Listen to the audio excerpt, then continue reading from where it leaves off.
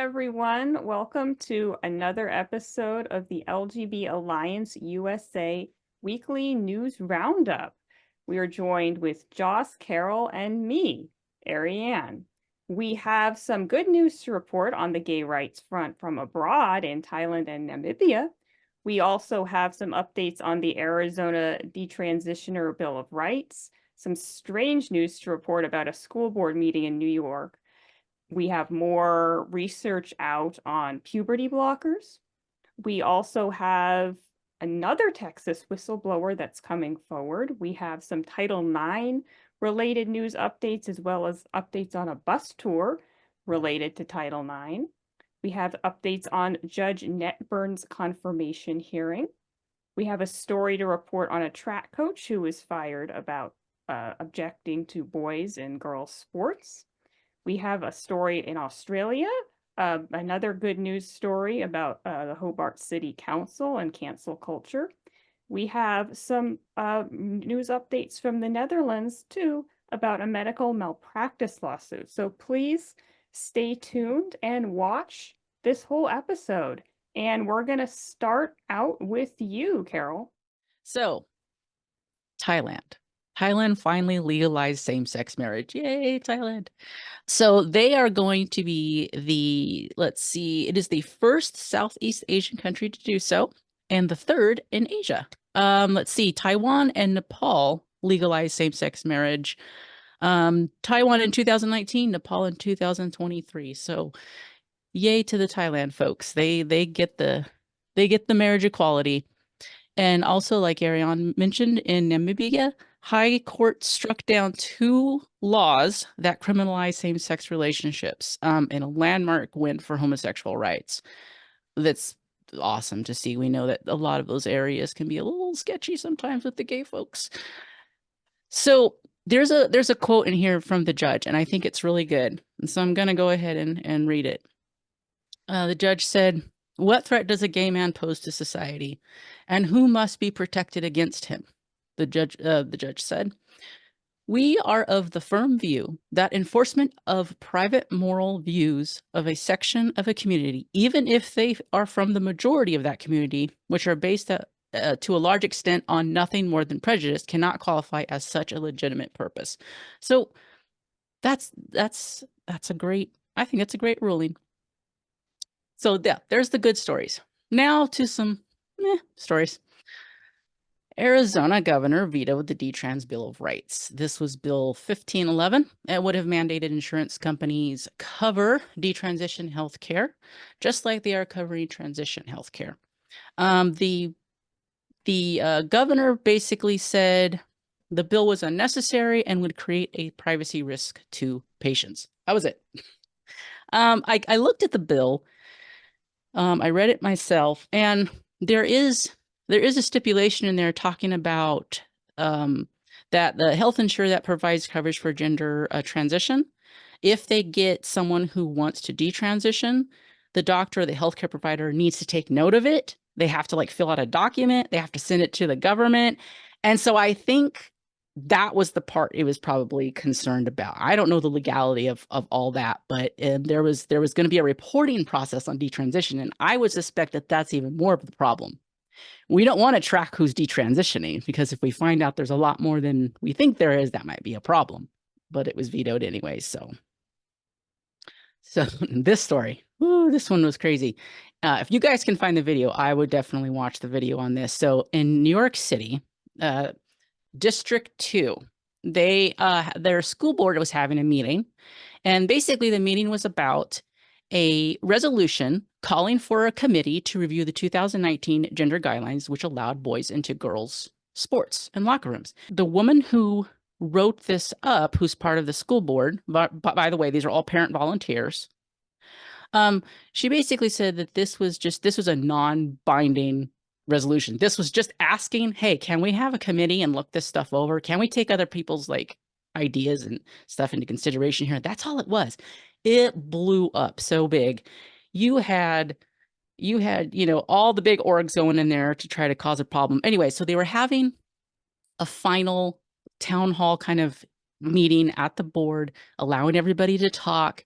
A whole bunch of trans rights advocates went in there.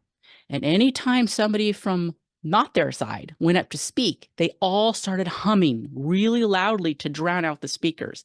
And they did a really good job at drowning these speakers out. I'm in New York City at a hearing to discuss a resolution to call on the city to reevaluate a policy allowing male athletes to compete in women's sports. The speaker is trying to speak on behalf of that resolution, and this is how the cult of trans responds. Mind you, when it was the trans rights time to go up there and talk, everybody was very polite and patient with them. But if someone wanted to come up and talk about the rights of girls and women, they were drowned out by the humming. A new study provides further evidence that puberty blockers harm bone density. So this study is out of Belgium. It shows that both girls and boys who have their puberty suppressed by puberty blockers fail to gain normal bone density, particularly in the lumbar spine. As not a place you don't want to be having good bones, right? So the study involved 20 girls and 26 boys. They received puberty blockers for an average of around 2 years before being put on cross-sex hormones at the age of 16. All of them had not gained the correct bone density for their age. They also seemed to be gaining not a lot of good muscle or lean muscle. They were gaining just a lot of fat on top of that. So not a great outcome. And I hope that we start taking notice of these studies, because this is not good. Ariane? It's you, Ariane. Over to you. Thank you, Carol. So a new Texas whistleblower has come out to expose the practices at Texas Children's Hospital involving trans-identified patients. According to reporting from Christopher Rufo at the City Journal, this new whistleblower, a nurse named Vanessa Sivage, noticed that Texas Children's Hospital was billing Medicaid for the cost of adult teenage patients' gender transitions.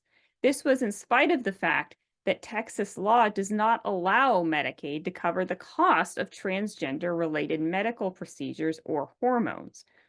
In other words, Sivage's expose suggests that Texas Children's Hospital was engaged in Medicaid fraud. Significantly, 2 of the hospital's prominent doctors, Richard Ogden Roberts and David Paul, were involved in this fraud. Sivage also claims that she observed Dr. Richard Roberts manipulating patients into accepting gender transition, even against the objections of their parents, some of whom were worried about invoking the wrath of Child Protective Services if they dissented. And Sivage joins a previous Texas Children's Hospital whistleblower, Dr. Eitan Haim, who is currently under investigation by federal authorities. So we applaud Sivage for her courage and hope she remains safe. Now turning to the whole argument, the whole controversy over Title IX, the Our Bodies, Our Sports tour was, they had a tour bus that was vandalized in Chapel Hill on the night of Thursday, June 20th. The Our Bodies, Our Sports tour consisted of representatives from a group of organizations, including Icons, Independent Women's Forum, Wolf, and WDI, touring the country in a bus to support protecting Title IX and protest Biden's changes to Title IX.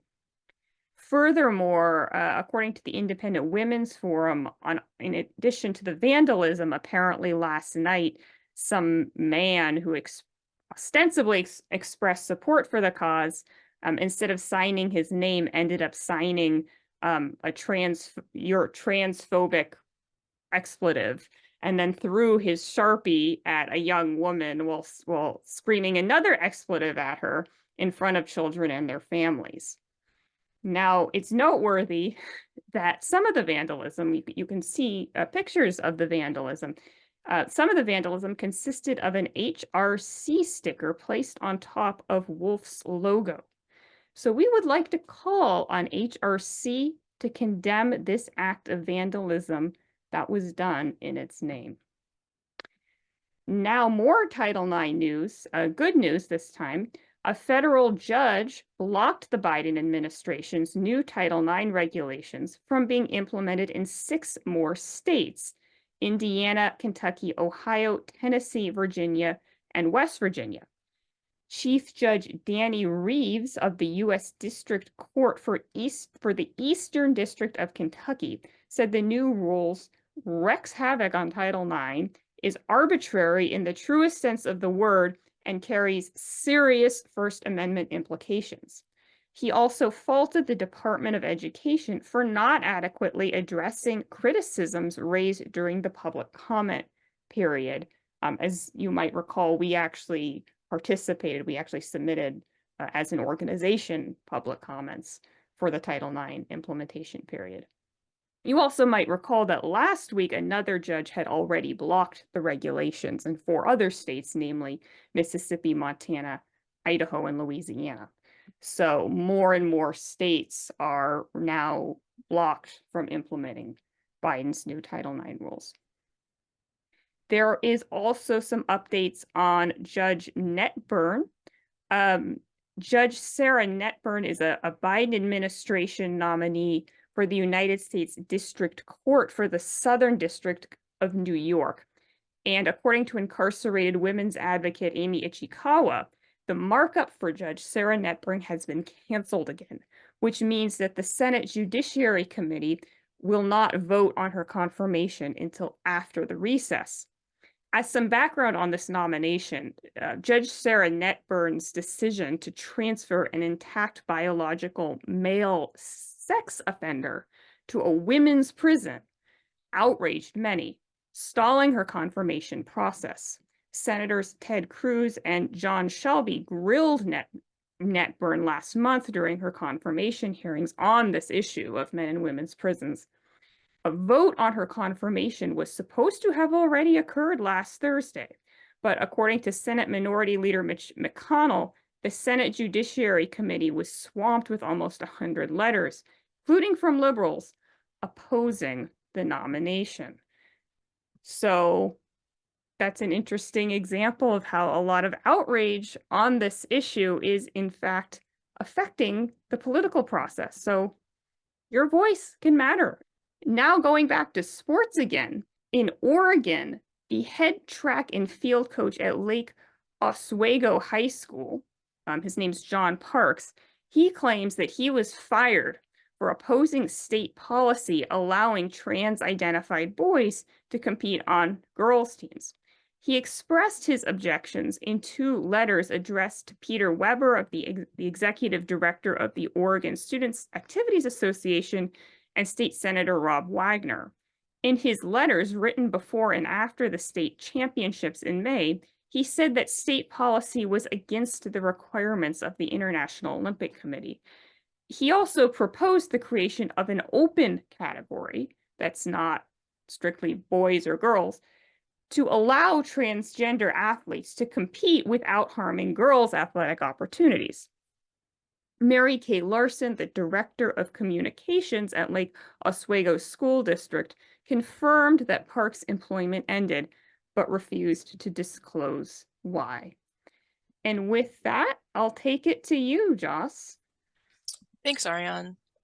So I'm going to start today with a story about Madonna Chisholm Pinkard. So she worked for a local station, WFMJ, as a community relations director in 2004. She started working there then. She was honored with the Bethune Heights Award in 2014 for her history of service to the community. A decade after that award, Pinkard was terminated from her employment with WFMJ for sharing a Wrongthink meme on her personal Facebook account. This particular meme showed a heterosexual couple in wedding attire and read, "Celebrate straight pride. It's natural. It has worked for thousands of years, and you can make babies." Apparently, she received an email saying from a viewer who said that the post was horrific, it was homophobic, and it was bigoted. She apologized and removed the post within a day. Nevertheless, she was terminated. She had worked for the station for over 20 years.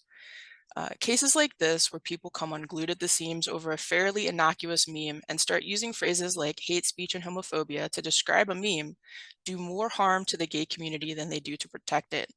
Further, those acts belittle the very nature of actual hate speech and homophobia.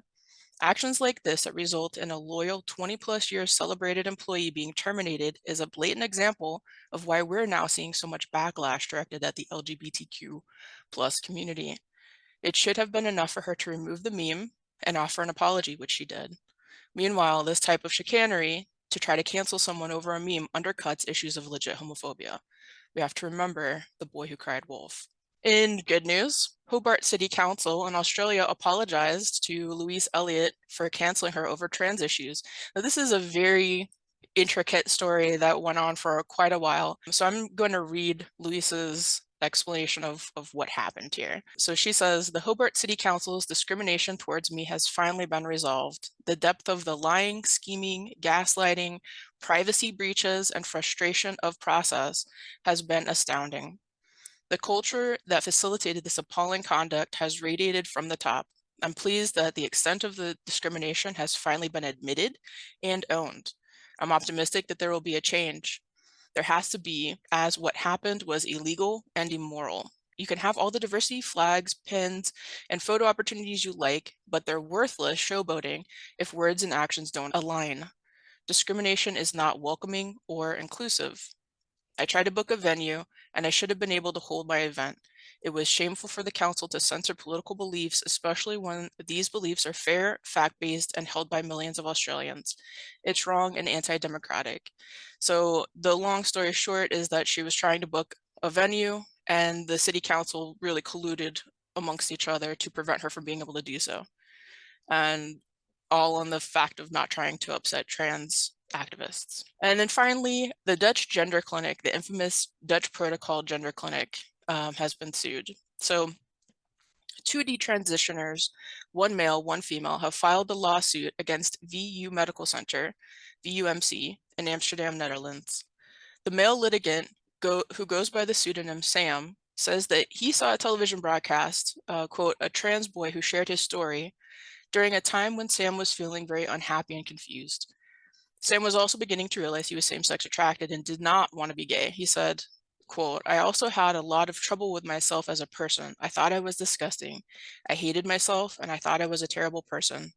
I also had the idea that everyone saw me that way, and that made me really look for what could be wrong with me, what I needed to change. Seeing that trans boy on TV made me think that this was an opportunity to become a new kind of person, someone who was good and who was fun. So Sam sought help from the gender team at University Medical Center in Groningen. And after some conversations, the diagnosis of gender dysphoria was made, but treatment was not started at that time. However, when Sam moved to Amsterdam and started going to the gender clinic at VU Medical Center, everything changed. Sam believed that the diagnostic process would begin again when he started in Amsterdam, but says that didn't happen. Instead, he says, from the beginning, the team at VU aimed to, quote, meet the conditions for transition, end quote. They just assumed everyone there was trans. Sam said the various other issues going on in his life as a teen were not taken into account and that the clinicians offered, quote, no resistance in any way, end quote. Sam says he was confused as a kid and did tell clinicians that he wanted to transition, but they should have helped him look at the whole picture and not just go for transition. The Medical Treatment Agreement Act, WGBO, states that patients 16 years of age and older can decide whether or not to undergo treatment, and Sam did begin treatment in Amsterdam. When Sam was about to have another cosmetic procedure at 22, he realized that transition was not the solution, and he decided to stop using female hormones and to decline, quote, gender confirmation surgery, end quote.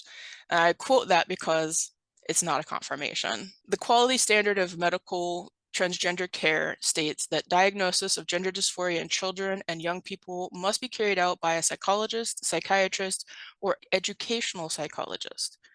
Further, teens and young adults are only eligible for cross-sex hormone treatment if side problems on a psychological, medical, or social level are sufficiently controlled so that the situation and functioning of the adolescent are stable enough to withstand treatment. Sam doubts whether he met that criteria. Instead, Sam thinks clinicians assume that patients' problems are caused by the fact that the patient identifies as trans and has difficulties with the incongruence of sex and gender identity. Other possible causes are not considered or investigated.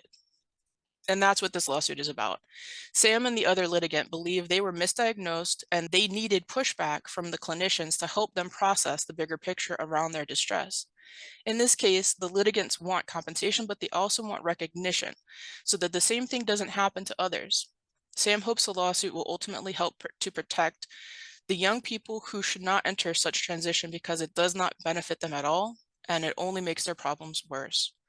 The hospital has denied liability, so this means that Sam and his lawyer must look for a medical expert who is acceptable to both parties and who can conduct independent research into how the treatment went. The lawyer that is covering his case has 10 cases in total around gender identity, gender transition. These 2 cases are about misdiagnosis of Okay. gender dysphoria. You said there was 2. Is there 2, yeah. a There- woman too? Yeah, there's a female litigant. She's not named though. Okay. And Sam is not this individual's name. This is his pseudonym. Yeah, I figured. But Sam is he admitting that he's gay and that played a part in his desire to transition? Yeah, he And I is. was curious if the girl said anything. Yeah, unfortunately, they didn't. The article I read did not talk about the female litigant. But in this case, a massive part of Sam's decision to transition was feeling shame around or acknowledging his same-sex orientation. Yeah, I mean, if you don't discuss that, that's a huge you're gonna fail big time. Yeah. Yeah, I'm curious because I never hear about medical malpractice lawsuits in Europe.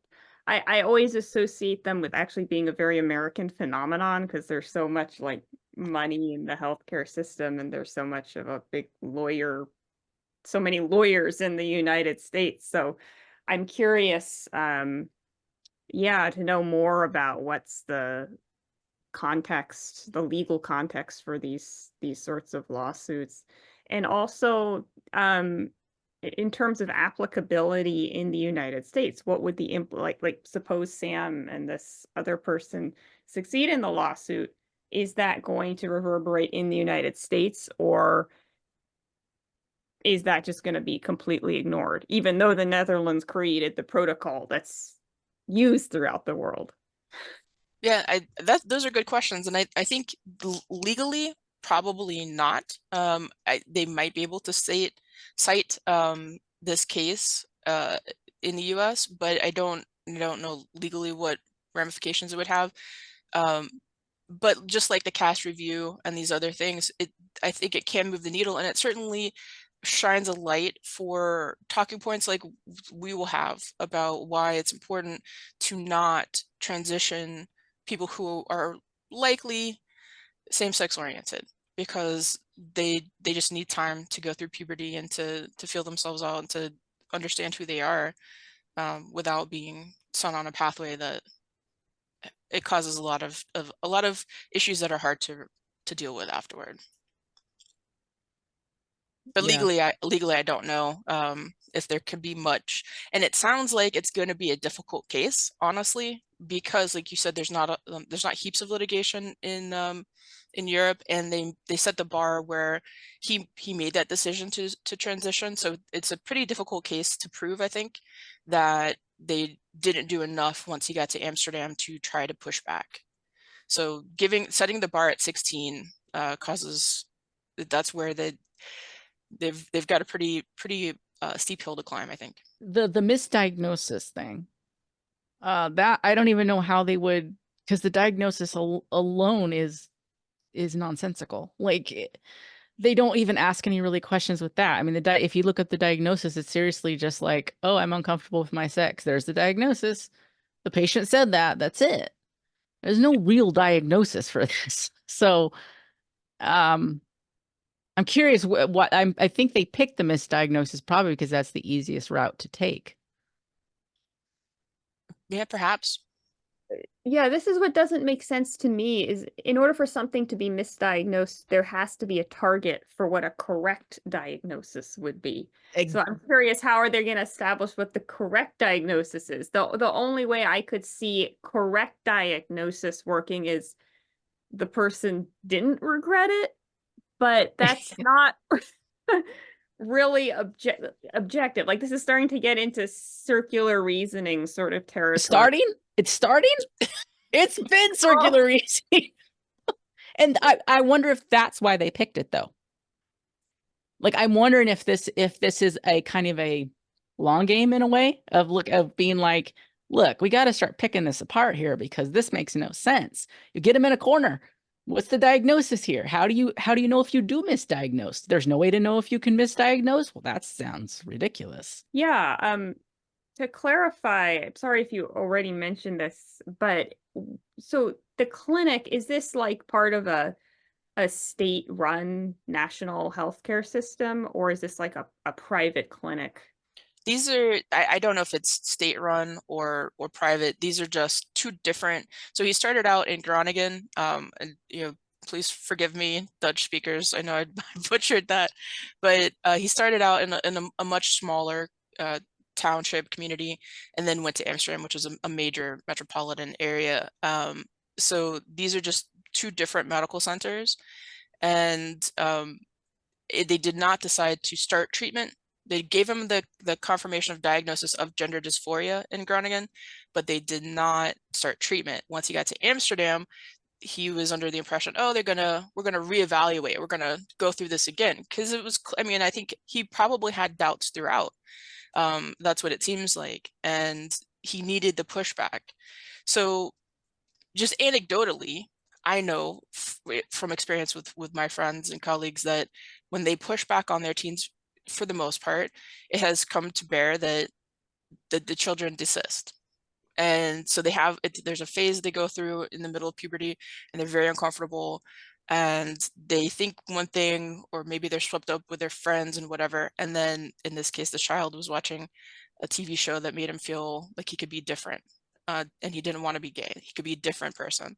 And then everything's resolved. They get through puberty and everything's fine. So in this case, this kid needed pushback, and he said his mom was also giving pushback, but all of that pushback that she was giving was being overshadowed by the confirmation and the go ahead and the zeal to transition him and get him where he wanted to be. Here's the problem with treating a mental and emotional problem with medical interventions. Like, that's the problem here. You cannot, this is in your head, right? It's a mental health issue. You can't, mental health issues are notoriously kind of not easy to diagnose. Like, you do have to rely on what the person tells you, which is why you shouldn't be doing these really heavy interventions that are, medically altering these people's bodies and sterilizing them and making their body unhealthy and not function.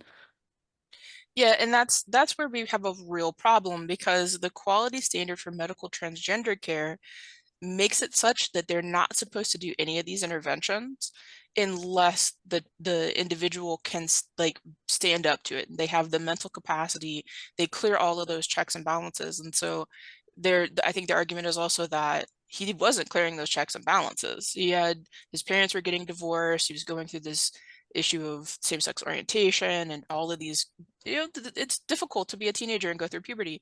So he's going through all these things, and was he able to really give consent even?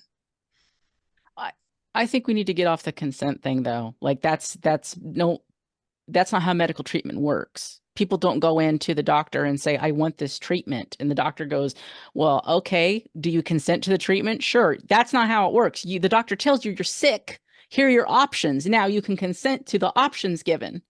But the medical professionals are not going to give you what you want. Like, if I walked in and said that there's a demon in my toe and you need to take it off immediately, the doctor's not going to go, sure. They're going to go, oh boy, send her over to psych, Yeah, for sure. But but the doctors are not supposed to even offer this as a treatment path if they don't pass these certain barriers in terms of, I know, but we don't even know what I know what the checks and balances are. They're not. Because here's the circular reasoning part we're going to get into. Anybody who's sane and sound isn't going to have this done. This is why you cannot get people in a mental health. You cannot get mentally ill people and make them healthy and think they're going to transition, because guess what? They won't. Most of them won't. That's the problem. So that's why they don't want to do it. Yeah, that's fair. That's absolutely fair. That's my mind-blowing opinion here.